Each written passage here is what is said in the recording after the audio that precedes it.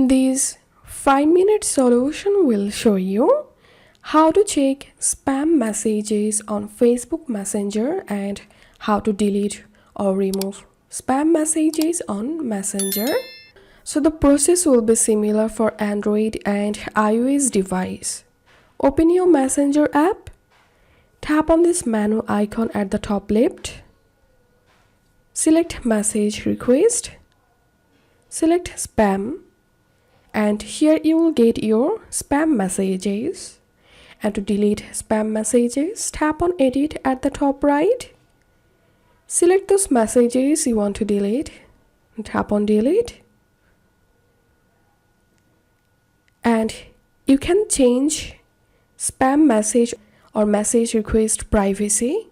To do that, tap on this three-line icon at the top left. Tap on settings. Tap on privacy and safety. Tap on message delivery. Tap on people with your phone number. Select don't receive request. Tap on back. Friends of friends on Facebook. Select don't receive request. Others on Facebook. Select don't receive request. People on Instagram. Select don't receive request. After changing these settings, you won't get any message request.